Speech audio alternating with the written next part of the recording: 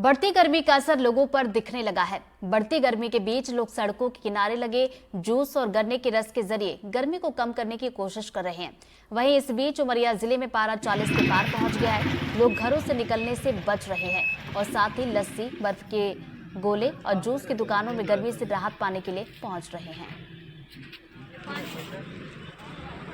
उमरिया जिले में अब गर्मी ने अपना असर दिखाना शुरू कर दिया। यहाँ के नागरिक गर्मी से बचने के लिए ठंडक पेय का इस्तेमाल करने लगे हैं। आप ये देख सकते हैं, ये गन्ने की दुकान है जहाँ पे गर्मी से कुछ राहत पाने के लिए यहाँ के लोग खड़े हुए हैं। गन्ने का रस पीने के लिए, गन्ने का रस का इंतजार कर रहे हैं उसको पीने के लिए।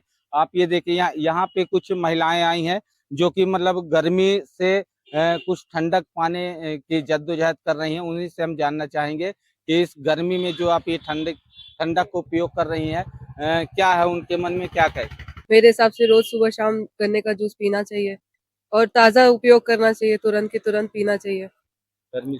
गर्मी से बहुत फायदा मिलेगा, इससे गर्मी को काटता है ये। चलिए, कुछ और लोग हैं, उनसे भी हम बात करते हैं कि इस गर्मी से राहत पाने के लिए यहाँ पे आए हुए हैं। क्या नाम है सर आपका? मेरा नाम मिथिलेश राय है। बताइए, जो ठंडाई आप पी रहे हैं, गन्ना पी रहे हैं, गर्मी का टेम्परेचर इस समय पे नवरात्रि समाप्त होते ही इतना बढ़ गया है कि लोग मोटी छाया ढूंढते हैं और कुछ पेय पदार्थ ढूंढते हैं जिससे कि गर्मी से बचा जा सके। मैं सभी नागरिकों से भी अपील करूंगा कि दोपहर को घर के समय न निकलें और निकलें तो कान में साफी वाफी लगाकर निकलें।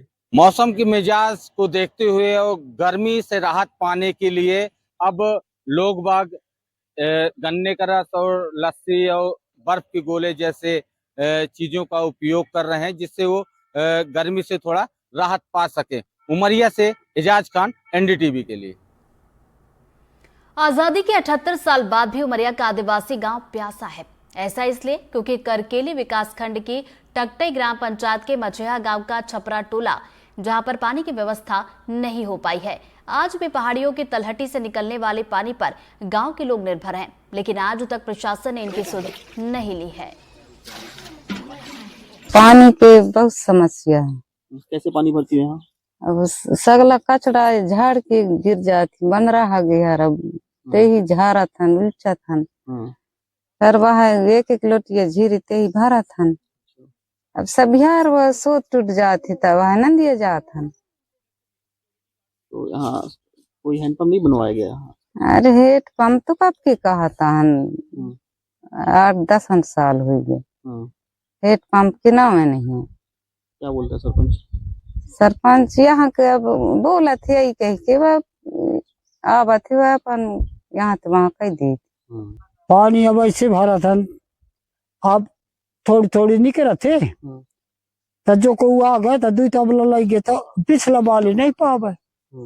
बसत नहीं है वो ताकिस तो वह लेके गए, बसत नहीं काम आ है। यहाँ पानी के बहुत तकलीफ है, पानी के समस्या बहुत तकलीफ है। वैसे पानी बहुत है, डोबरा तक होते कचड़ा पानी। और गर्मी में क्या होता है मैसूर में?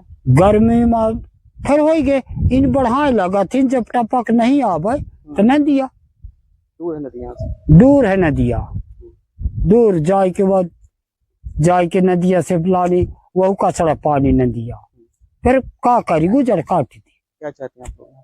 अब हम ये चाहते कि कम से कम 2 टंकी होना चाहिए, हेड पंप 2 ठे। अरे हो गए भाई, यहाँ यह जो है ना, जो नदी के जंगल पहाड़ से जो आता है तो इसी जब तक वहाँ सोत रहता है तब तक चलता है, फिर इसलिए टूट जाता है। जब गर्मी आ जाता है तो फिर जाते हैं नदियाँ 1-2 किलोमीटर, वहाँ से लाते हैं, क्या करें, पीते हैं, अपनी मजबूरी चलाते हैं।